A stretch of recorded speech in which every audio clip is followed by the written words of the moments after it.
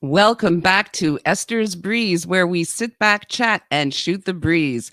This is episode 12. A big thank you to Jenny DeHame from PAX Management, to my mentor and good friend, Robert D'Alessio, and to my producer, Mr. Fernando Renzo. Just to remind you, Esther's Breeze is available on Esther's Breeze YouTube channel, on Esther Brzezinski's Facebook channel, and on Bobby Short's YouTube channel as well. Also, the audio will be available 24 hours later on Spotify and all other streaming platforms. I am so excited about tonight's guest. Mr. Sergio Navarretta is an internationally award-winning Canadian director from Toronto. He is passionate about bringing meaningful content to the screen. His latest film, The Cuban, starring Oscar winner Louis Gossett Jr., in addition to an array of seasoned actors. He's also an executive producer on the biopic of Lamborghini starring Alec Baldwin. He is also the executive producer of the film Arctic Dogs, now on Netflix. Sergio made his directorial debut with the feature film Looking for Angelina, followed by the colossal failure of The Modern Relationship. He also directed many short films, including The Fortune Cookie. He is the co-founder of Snap Films, Inc., of which many of his films are produced. I am honored to have him on Esther's Breeze. Please take a look at this trailer of his magnificent film, The Cuban. His name is Luis, and he used to be this famous musician back in Cuba. He even played the Cotton Club. He played with Bauza, Machito, Dizzy Gillespie. And he told you all of this. Did you really play with all these people? Ladies and gentlemen, El Guitarista! All this nonsense. It's a Cuban boy. Am I right? Is that you? Yeah, we've known each other a long time since we baptized. Forgotten legend. And you're sure it's him? You don't have time to talk to your dad? He enjoys company. He's a drunk. Things are not so simple. Well, why not? Why can't they be simple? You must follow our care approach, Miss Ayub. It's created for a reason. He's a human being. We gave him an injection. No, it was doctor's orders. Luis is still a dying man. You need to wrap your head around But that doesn't mean he can't live now. You and me will teach us. We teach people how to love. Eh? How to love.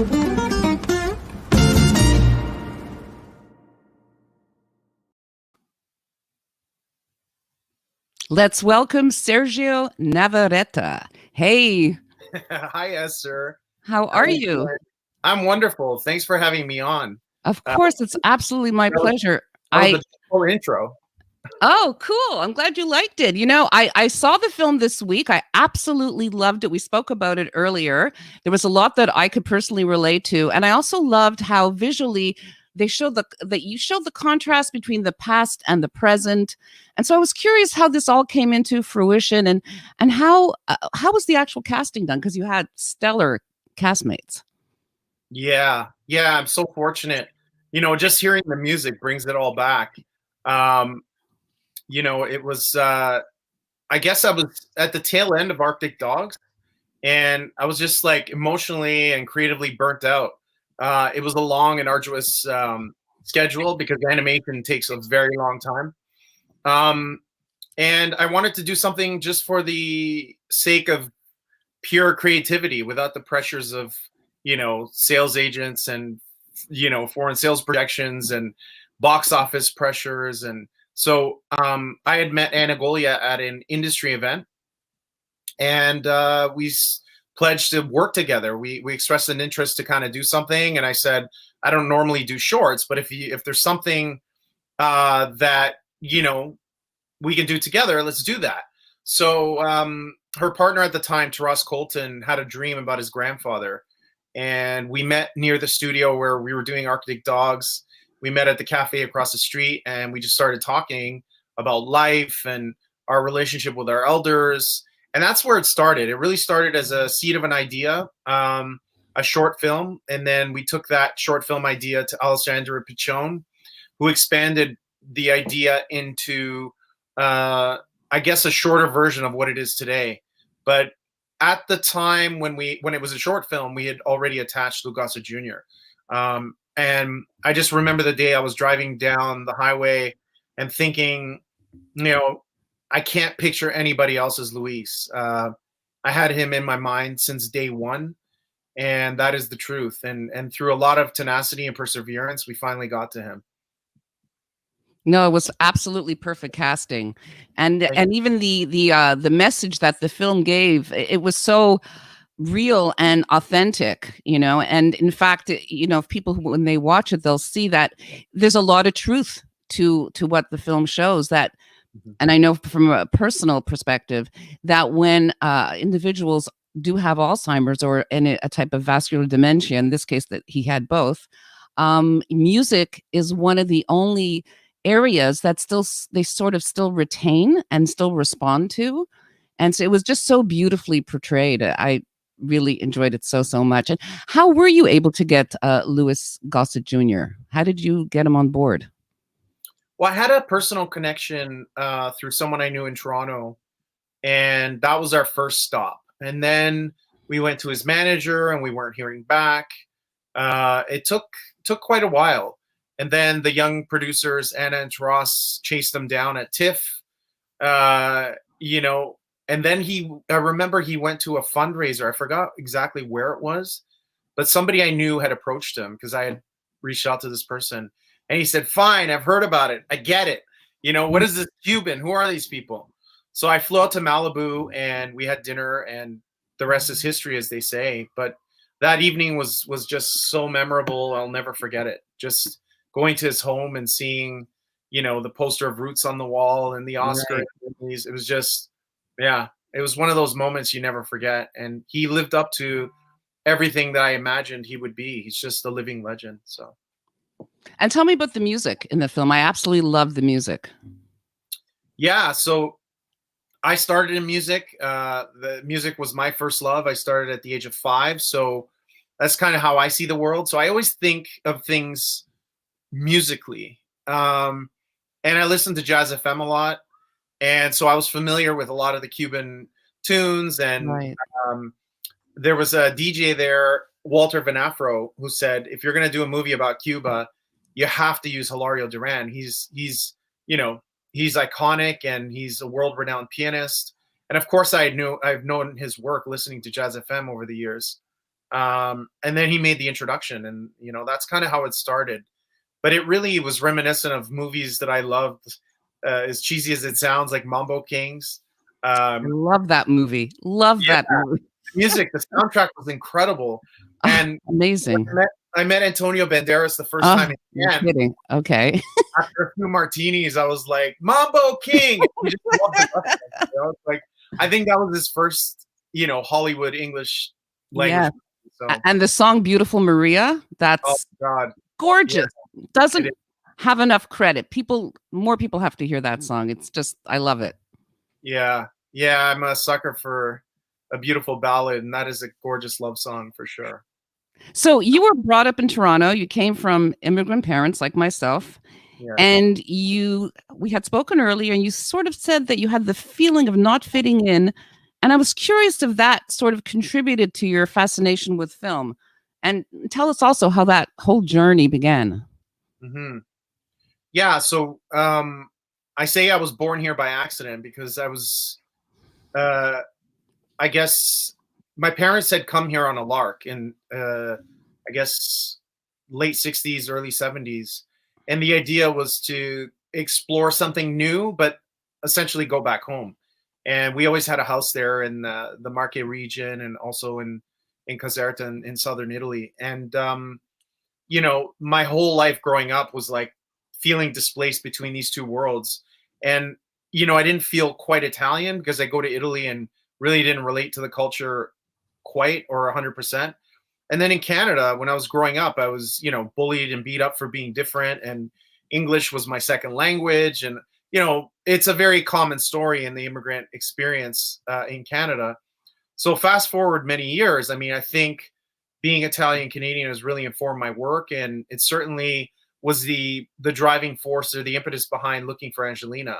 That was a way that I got that out of my system. Like the fact that the KKK was alive and well in Canada, and the way the Italians and the Jews and many other immigrant groups were treated. I did that through the protagonist and through this very enigmatic but famous character, Angelina Napolitano, whose murder case became, worldwide sensational. There was over 1 million petitions sent to Ottawa to have her life saved, right? So, and then like in pure Canadian fashion, it was swept under the carpet. I think in some ways it was an embarrassment to the Canadian government. And, only 2 days ago, the Canadian government apologized for interning Italians during World War II. I mean, this is, I think, part of this identity crisis that I've always struggled with. Is like, what does it mean to be Canadian? Where are the Indigenous voices? It's just something about it. I guess just being the product of being a new country, still trying to figure it out. But on the positive side, it's what makes us so, I guess, worldly and open and inclusive and accepting. And I learned that really when we premiered the Cuban in Los Angeles at the Pan-African Film Festival. That was the first thing that people noticed is Afghan family, Cuban guy. How did that all come to be? What is your connection to that? And the answer is simple. It's like the immigrant experience in Canada is very universal. Whether you're Afghan or Italian, I mean, I think we all relate to those similar experiences of displacement and isolation. And so that was the first thing. And then, I felt proud to be Canadian because I realized that is really our superpower, is the fact that we are exposed to all these cultures. Right. We're not forced to assimilate, which is something that I was taught as a kid. Assimilate. Don't speak Italian. Don't speak dialect. Be Canadian. So anyway, it's come full circle. Now I'm proud of my heritage, proud of my culture, and it works its way into my work for sure. So do you think that it keeps you humble and grounded, but like dealing, when you're working in Hollywood, do you see a definite contrast? Oh yeah, 100%. I mean, I was living in Beverly Hills, living the dream.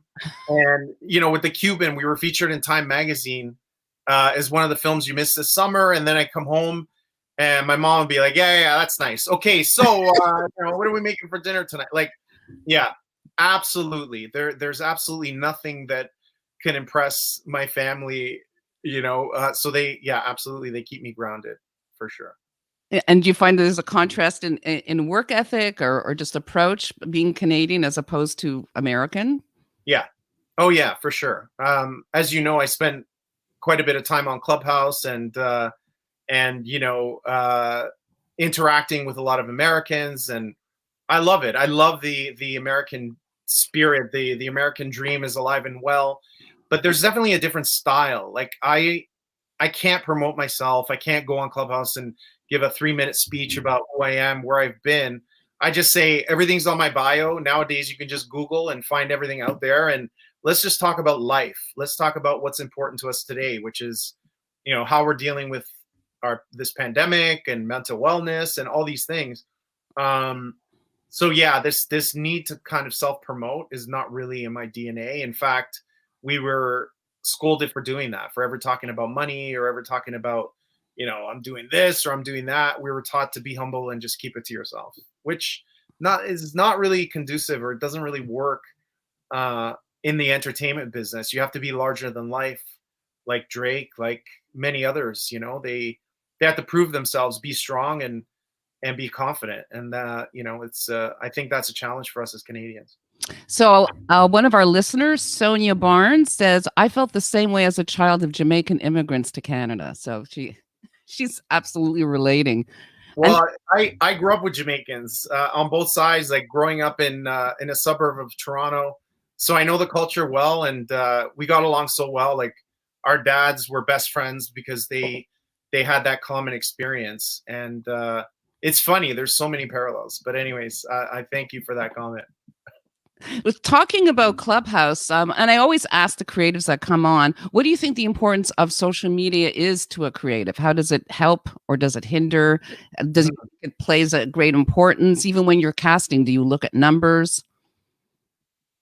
I don't. I look at performance. I know I've been in a lot of rooms with actors who are looking for advice or mentorship, and I always say spend less time on social media and building that presence, and spend more time studying and doing the classes and preparing yourself, because ultimately when you're called on, you have to be ready and be professional. And having millions of followers on Instagram doesn't necessarily translate unless you're, I don't know, it's a different world. Like, I do character driven pieces, so I'm looking for the actor that has the chops, like somebody like Giacomo Giannotti has 2 million followers, Grey's Anatomy, big star.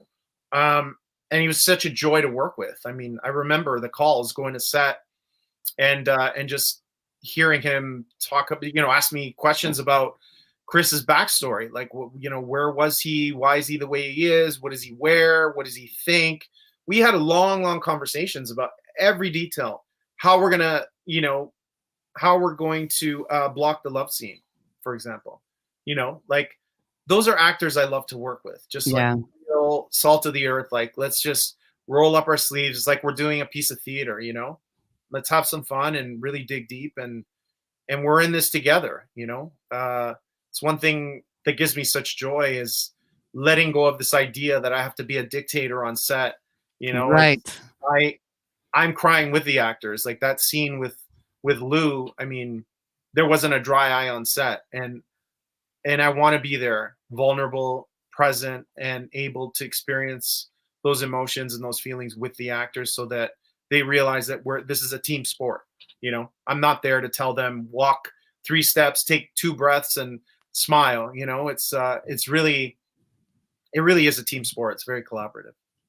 So do you have a background in acting yourself, and do you consider yourself an actor's director? Yeah, definitely. I studied acting very early on with Nick Mancuso and Rose Dubin. But it was sort of like, it was a means to an end. I wanted to understand the process and the mechanics behind acting, and I couldn't do it personally. Just how it plays on your emotions, dealing with the rejection. Like I deal with enough rejection as a director, but the amount of rejection they deal with, going through the audition process, which I loathe. Like I just, I usually know the actors I want, and I break bread with them Italian style and have a glass of wine and talk about life. That's to me more meaningful than being in a room where everyone's so nervous and you're not going to get their best work. I mean, some are pros at it, but generally it's not the most ideal. And you also executive produce several films. So is there one that you prefer over the other? Do you prefer producing? Do you prefer directing? Which one do you have more of an affiliation with? Definitely directing, because it incorporates it's really all about the creative. Producing is I've done it by default because I've had to, and my company produce a lot of the films that I've directed. But a movie like The Colossal Failure of the Modern Relationship, for example, we had to make a decision. We had Enrico Colantoni. I remember we were having barbecue at his house, and we said, we want to do this movie. And he's like, when do you want to go? I said, well, whenever you're available. He said, well, I have a gap between, I think he was doing Flashpoint at the time.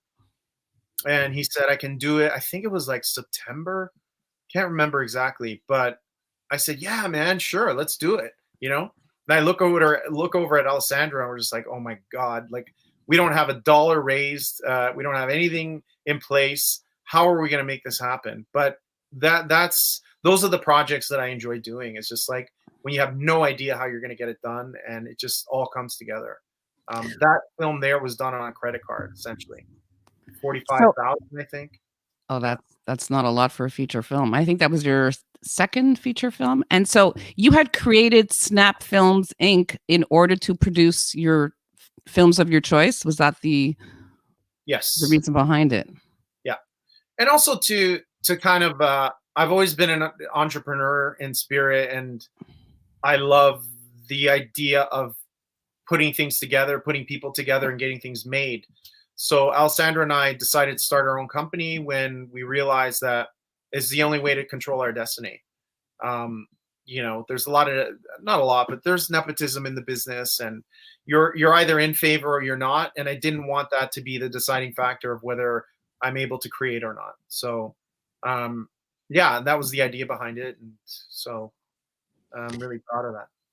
So have you guys been able to produce anything in the past year? How was 2020 for you? Was it kind of a reset? Were you able to do any work? Was there any writing involved? What happened? What happened? That's a great question. I call it 2020 vision. It was a year of reckoning, a year of introspection, a realignment of values, priorities. We did a lot of thinking, to be honest. I did a lot of writing. I started my own blog, which I would have never done pre-2020. We did an entire press tour virtually, online, and then ran an Oscar nomination campaign for the Cuban. I mean, 2020 was crazy in so many ways, but the silver lining is it really taught us a lot about who we are, what direction we want to take our company in, and what kind of projects we want to make, because life's too short. I want to make projects that have some kind of a social impact element to it. And so we've done a lot of planning in 2020. The only actual physical production I did was I was a mentor for Being Black in Canada. So I had 5 filmmakers. And so that was the only time we had to navigate the whole COVID thing and temperature checks and the masks and the things. But it was a very, very small crew. So we were able to manage it successfully. And it was such a gratifying experience, giving back. And it's sort of like reminds you of why you do this, because there's nothing reasonable about doing this, working in entertainment, working in film. It's not logical, and no parent could logically justify throwing their kid into the ring and saying good luck. How did your parents feel about you going into the industry? They did. I mean, my mom always gravitated to the arts. She's very artistic herself, so that made sense. My dad did not. He pushed me to go to law school. So, I was at York University, and it was the darkest period of my life, not because York is so horrible. I loved York, but good save. I had debilitating panic attacks, and for 20 years I never ever talked about it. Kept it to myself, found ways of managing and dealing with it, got through to the other side, and it just made me a stronger person, and clarified a lot of what I thought were weaknesses are actually my gifts. So that was that was an important time in my life. My dad was the fixer for a powerful union, so he traveled a lot, and he had a suit and tie job, and he really believed in law and helping people, and so I guess secretly he wanted me to be a lawyer, but I'm just so happy that I did not. It just didn't work out. The universe just put a huge wall in front of me and said, So what are some of your future projects that you're planning, if you can talk about it? Yeah, so we have another animation movie in development. I swore I'd never do it again, but I'm sort of itching to re-explore that. And we optioned a best-selling crime, a book from a best-selling crime writer, and it's a deep dive into Italian, Jewish, I guess, immigrant history in Canada. It's a true story. It's very, for lack of a better term, sexy. It's a beautiful project. I'm super excited about it. So that's a limited series. And we have another project that's sort of like an ensemble piece about a group of ex-hippies that reunite after being apart for 40 plus years. Sort of in the vein of A Big Chill, but a modern version. That's cool. Teresa, who's actually a filmmaker herself in Montreal, is asking, any projects in Montreal in the near future? If there's Italian food. Yeah. There's plenty. Fernando will cook for you. I mean, our first film, Looking for Angelina, had its world premiere at the Montreal Film Festival. Oh, okay. There's Lezique's festival, and that was an incredible experience. I mean, the press was so kind.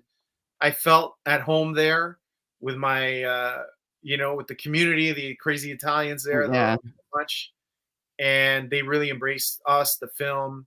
So I'd love to come back. I just have to find something. I'd love to shoot something in old Montreal, but who knows? That would be amazing. Absolutely. Yeah. So yeah, we're cooking up things, and it's just so amazing that it's an hour away, and what a gem of a city to shoot in and to live in and to eat in, because I love the food there. Yeah, the food is definitely amazing here. So you had an encounter with director James Cameron at the Titanic premiere, and he gave you some advice that had a huge impact on you. Hey, you've done your homework. Yeah. You know more about me than my mom does. Yeah. So I guess on a lark, one day we heard James Cameron was going to be in, it was near Chippewa Falls where he was born and grew up. And so we went, and I was very young. I was starting out, and I said, I'd love to meet him. And all my friends were like, you're crazy. You're never going to meet him.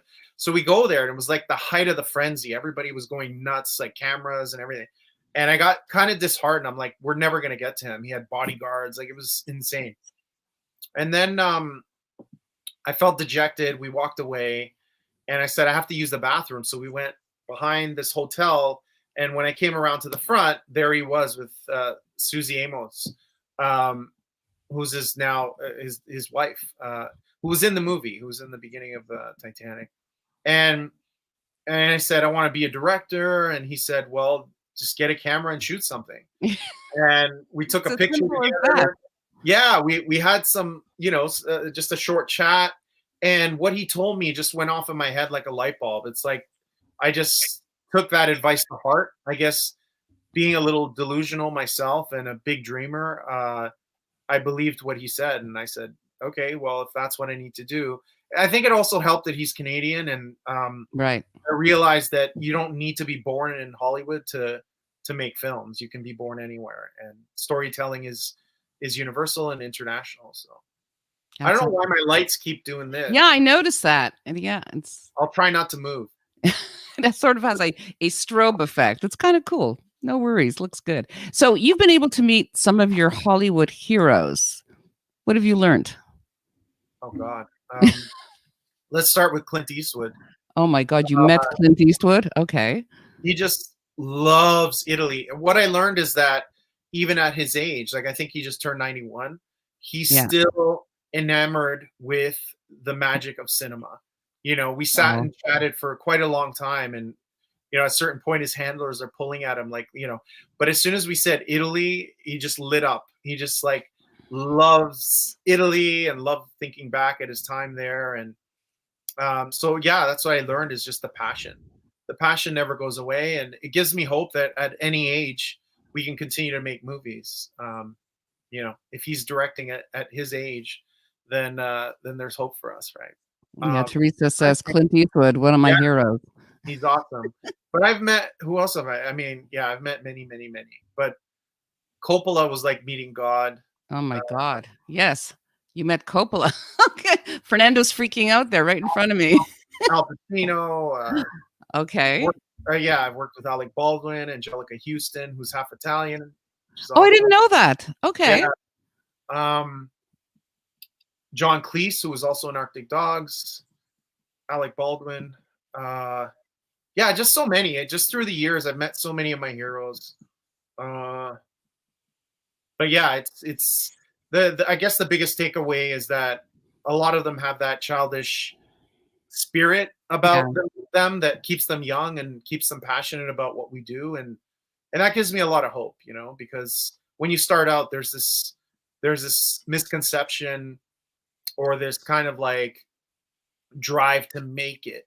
And there's no such thing as making it. I think Enrico Colantoni taught me that is, he said, I'm a blue collar actor. I just work, a lot. And it's not about one film. It's about a body of work.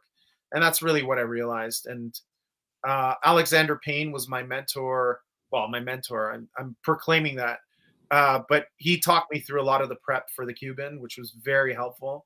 He's one of my favorite directors. Mike Figgis, many, many, many others. But a handful of them had a profound effect on me for sure. So what advice would you give to novice filmmakers, directors? What would you say to them?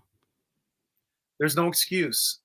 The only excuse is you get out of your own way and make your movies. I'm telling myself that as I speak, because, you know, with technology now, really there are no limitations. Like, we can make films on our iPhones. You know, it's really the time now for storytellers, for artists to tell their stories. And with, you know, the streamers taking over the industry, you see it evolving at lightning speed. Eventually it'll be like music, where we can connect directly with our audiences. And I think we've learned a lot of that during this pandemic. So that's my advice, is just do it and reach out to mentors. You know, I get at least 10 messages a week about, you know, I got an idea, my brother, my cousin wrote a book, Right. you know, or I want to make a movie. And it brings me such joy. I got an email today from a journalist who's making her first film. And she said, thank you so much, you know, because words matter. And I just don't know where these words are going to end up when I'm giving someone advice or whatever. And, you know, sometimes I wish that I had that advice when I was starting out, because I made so many mistakes. So I hear you. So Teresa says, I've never directed, and I think now is the time. You're motivating me. Thank you. Oh, thank you for saying that, Teresa.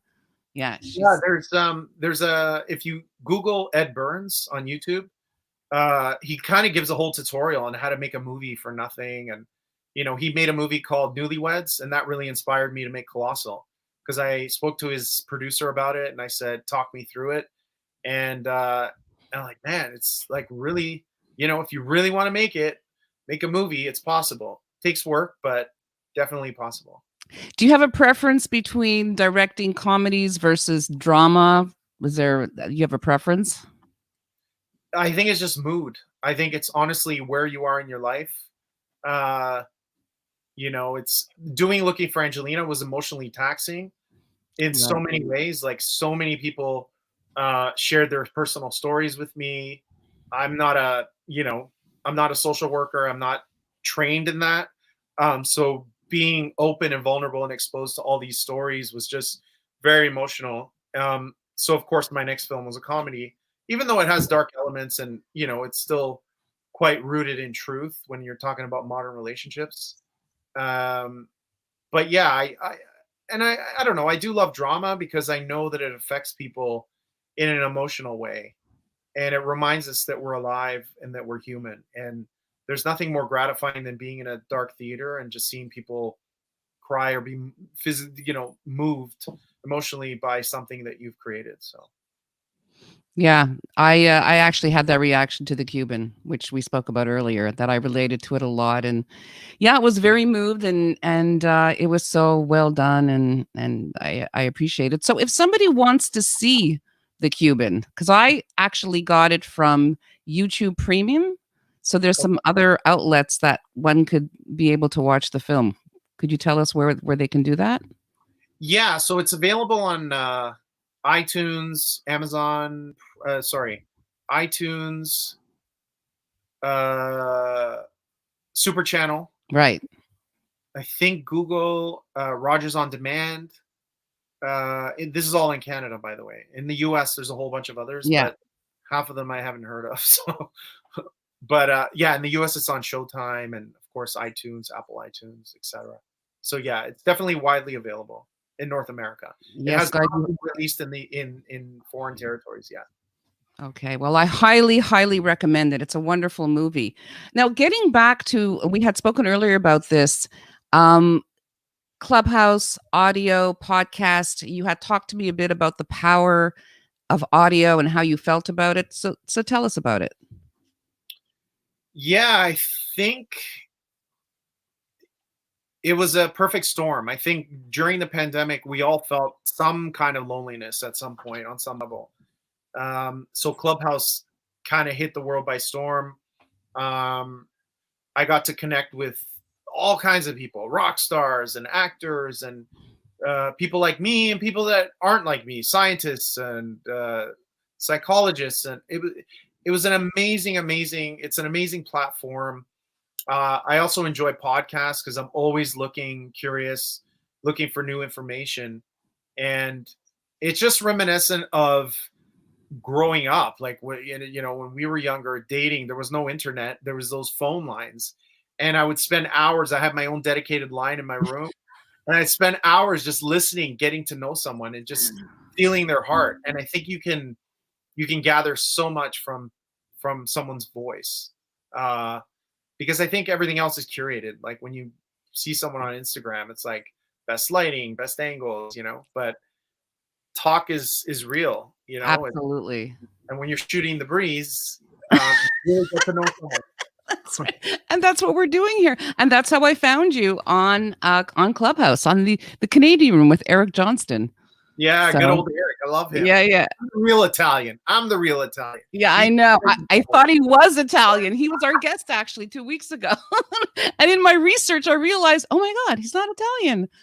So that was, he's a great guy. And it's amazing how different the vibe is in the Canadian room. Everybody's kind of like, I got this little podcast and I did a little film that did an Oscar nomination race and, with an Oscar winner and, I'll do your tax returns. Like, it's very like down to earth, right? One time I think I said I sell life insurance and then no one wanted to talk to me. That's very funny. But yeah, the US ones are like, they're heavy handed and loaded and and I'm intimidated. It's hard to get a word in. It's just like, wow. Yeah, it's different. So if there's one take that you can describe to us that the pandemic, how it affected you, what would be that one thing? You said reset earlier. Yes. I look at it as a complete reset, emotionally, spiritually, career-wise, family, relationships. I did a close look at all those areas of my life. I'm journaling every day now. I'm waking up, taking the time to prepare my mind for the day ahead. And it's sort of become a routine. I took up Qigong, which is like a physical kind of spiritual thing. Whereas, pre-pandemic, I wanted to go to the gym and have a six-pack. I don't care about that stuff. I just want to be flexible and I want my intuition to be clear and I want to be performing optimally. Because I think if we can show up as the best versions of ourselves, people around us and the world and the people we affect will be better for it. So I've seen the worst of myself. So the pandemic has taught me to kind of,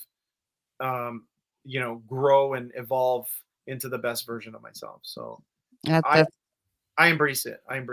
And I'm terrified about going back to what everyone's calling normal. I'm just like, man. Yeah, I feel the same way you do. Like, what are the lessons people learned? Are we going to have a new normal? Are we going to go back to how things were? There's a lot to be said about what we've gone through and what we've learned and that reset that you spoke about. So I'm keeping my fingers crossed that it'll be the new normal and that we'll, remain kind to one another and caring and generous, because there were some wonderful things that came out of all this. So hopefully we'll be opening up soon here in Montreal. We're going orange. We go in color codes here, so our restaurants will open, etc. I believe in Toronto. Are you in Toronto right now or the outskirts? I'm in the country right now. I'm on 5 acres. I bought an RV and we're just chilling for the summer. Oh, amazing. Doing creative work and there's a beautiful pond. And last night we were looking up at the sky. There's fireflies all around us. It's wow. Amazing. But that's beautiful. Yeah, I think human beings are wired to take things for granted. I think it's our survival mechanism. Somehow I think when things open up again, we'll just go to our defaults unless it's like a muscle, right? It's like an elastic, or it's like tuning a piano. You got to keep tuning that piano over and over again until you're able to bend the strings in the right way. And I think we all struggle with that. Old patterns, old behaviors. But I can't see myself chasing anymore, living that frenetic life. Yeah. You know, sitting in traffic and all that stress. I think now I'll know what's important and what isn't, and have a better sense of priority when it comes to everyday life. Are you in that belief system that everything happens for a reason? Yes. Okay. I've seen it enough times. Like, you know, one door closes, all of a sudden I meet somebody, and then that person introduces me to someone else, and then all of a sudden, you know, yeah, I've had a lot of serendipity and a lot of miracles happen in my life that, yeah, I can't deny it, that there seems to be some kind of a universal master plan out there. Do you think you'll ever make a film about your experiences during 2020 or others, or just about the pandemic itself? Do you think that's a subject that interests you at all? I think we're in the midst of the trauma. I think we have to go through those stages of grief and come out the other side to really look back and say, yeah, you know, this really changed me forever, and then explore that in a movie for sure.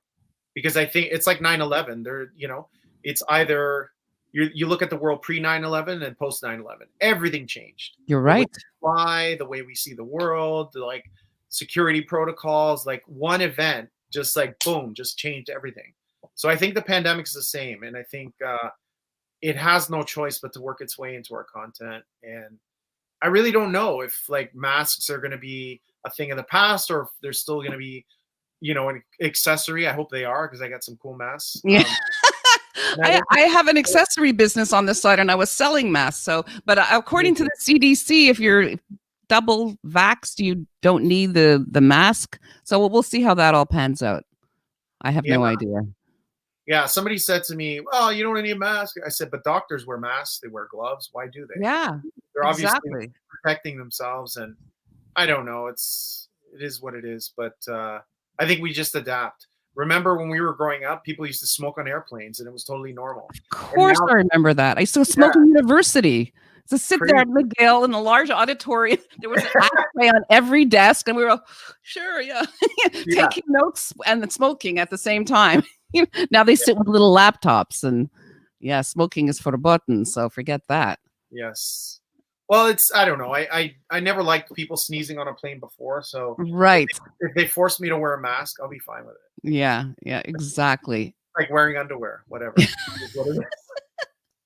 Sergio, thank you so much for being here this evening. You are an absolute joy. I wish you lots and lots of success, and I don't think I have to wish it. I think it's going to happen and is happening. Sonia said, I'm loving this whole subject. Sergio is incredibly motivating, and I agree with you, Sonia. Thank you so much. Thank you. And Bobby Short Short says, I am totally inspired right now. So you've made a difference. So proud to have you as a fellow Canadian. Wow. Thank you, Bobby. That's beautiful. Thank you so much again. And if you could just stay 2 minutes when we're just closing up. And is this the after party? There's an after party. Grazie, Sergio, says Teresa. I hope I said a really great show. I don't know what that means. Maybe it's okay, misspelled it. Okay. Thank you. Fernando, our producer. Thank you. So much. There's always somebody behind the scenes making all this amazing stuff happen. So I really appreciate it. Yes. And you will have a chance to chat with him for 2 minutes right after the show, if you could just stick around. Absolutely. He better not be pitching me a film project. No. But now that you say that, he might. No. My cousin Sal married a girl. Get those projects all the time. Yeah. No. It's not going to happen. Maybe a cooking show. No. Don't worry about it. Love it. Thank you so much. We've had him. Oh, Fern the man. Yes, Bobby. Fern's the man. Thank you so much, Sergio. Thank you. Wonderful.